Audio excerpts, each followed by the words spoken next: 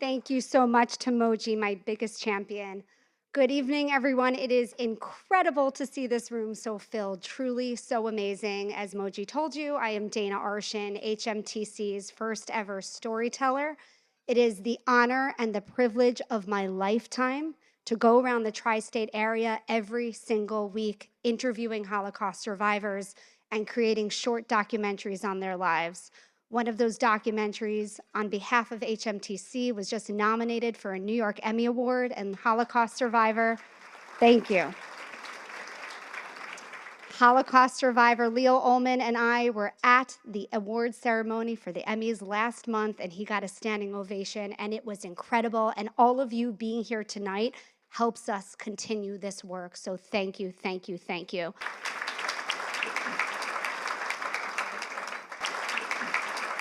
I do this work because of how personal it is to me. I am the proud granddaughter of an Auschwitz survivor. My poppy passed away just last year, shy of his 102nd birthday. And he's the reason I do this. He's my inspiration every single day. And every single person who works for this center has something in them that drives them to keep doing this work. It is my great honor to introduce tonight's esteemed honorees. We thank all of these incredible individuals, one of my closest friends right here, who care so deeply about this community and who continue to show their unwavering support for our mission. Our first honorees this evening are Marilyn and Harvey Gesson. Please look at your screens.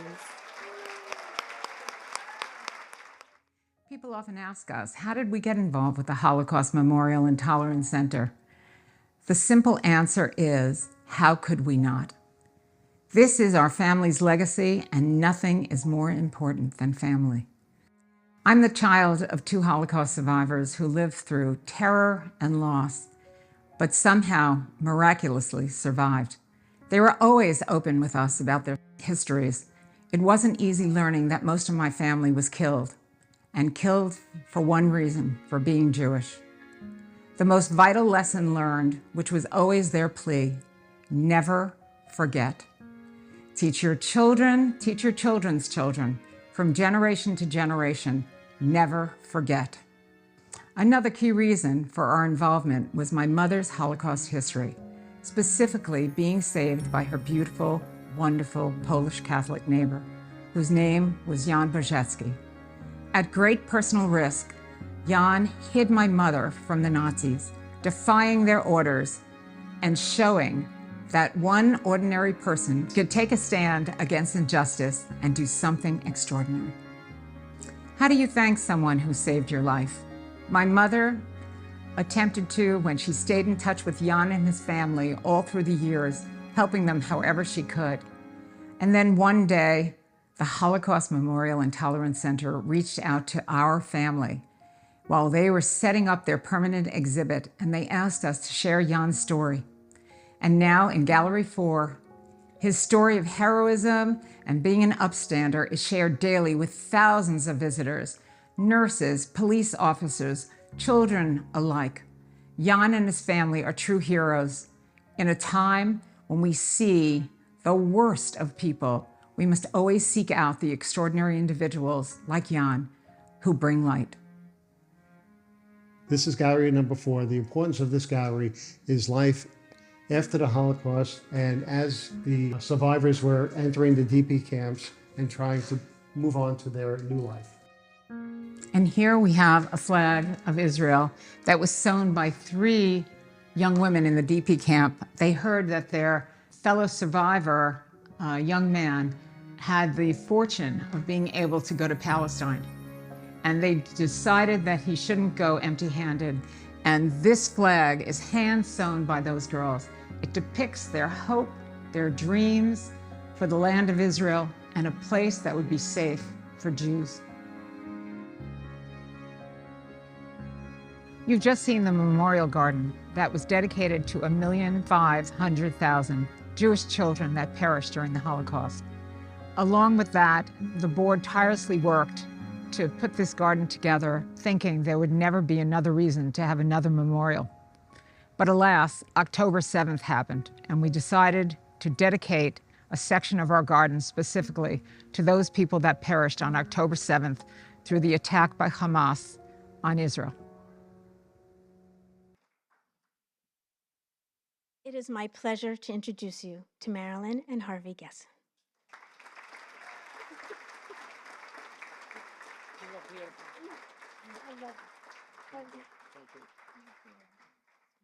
Take a picture.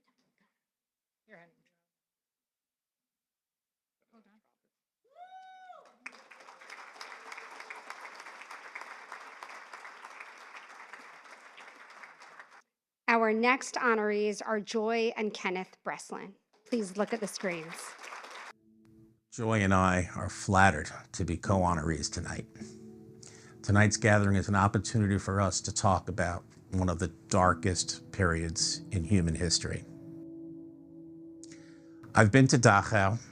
I've been to the U.S. Holocaust Museum in Washington. I've been to Yad Vashem in Israel.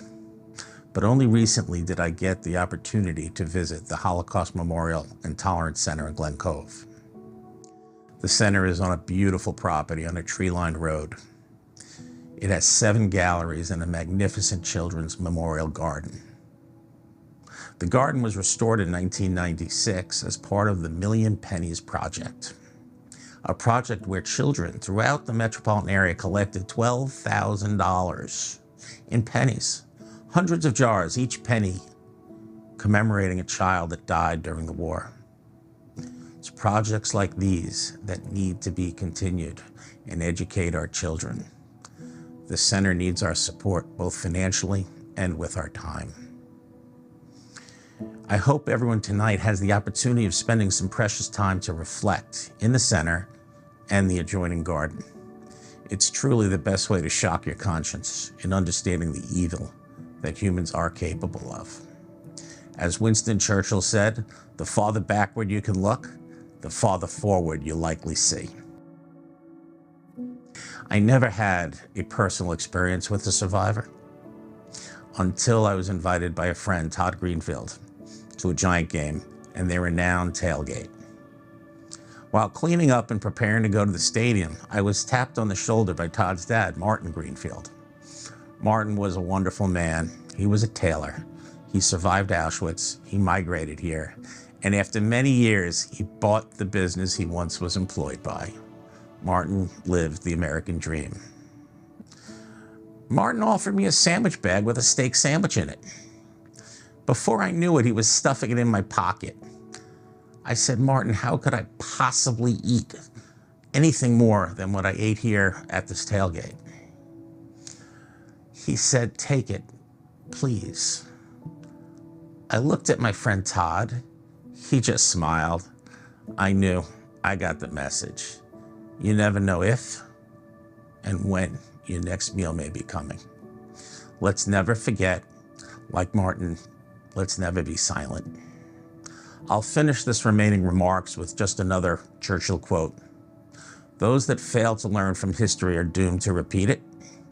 It's our responsibility to teach, to listen, to respect, and to empathize. Compassion for one another is an essential quality we all need to be more aware of. Thank you, enjoy the evening, and please support the center.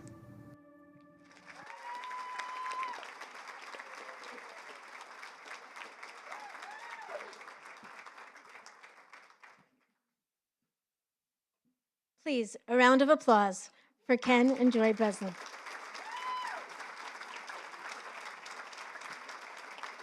Thank you. That was so beautiful. Thank you very much.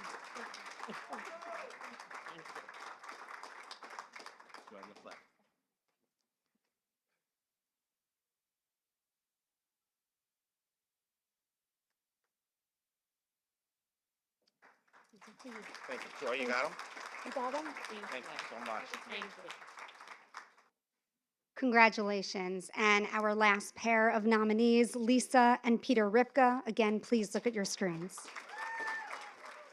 Hello, everyone. We are taping this on October 14th, which was my 62nd birthday and just 2 days after Yom Kippur. The two, so close together, on this date of taping, had me reflective.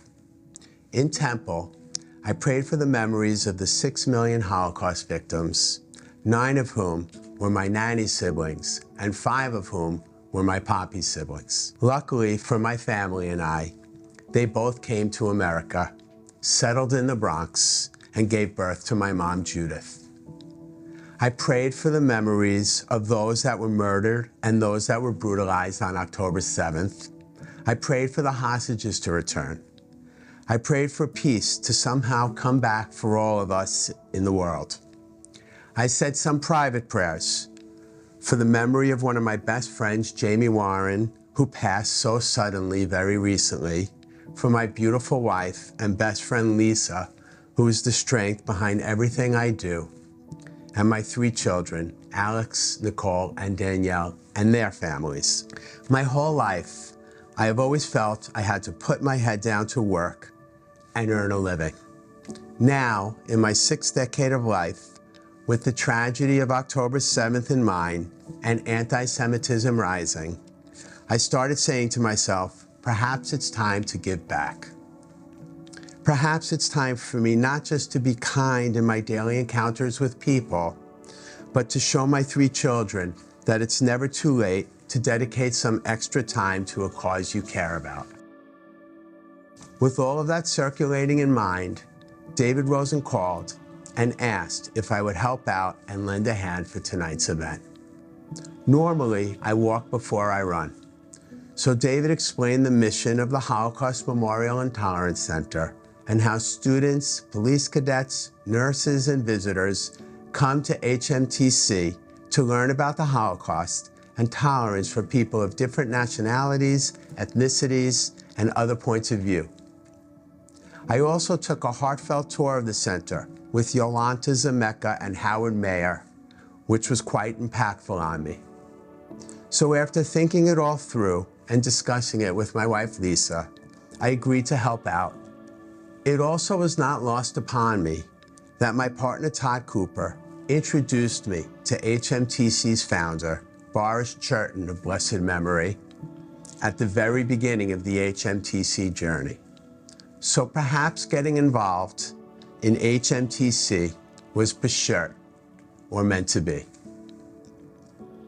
It is my honor, as it says in HMTC's website, to help in the fight against hate and to help us create a more inclusive and compassionate world for all. Kenny, congratulations for being honored as well. Bernie, thank you for taking the time to tape this. And thank you, everyone, for your time and effort in supporting HMTC. I wish health and peace upon all of you. Thank you.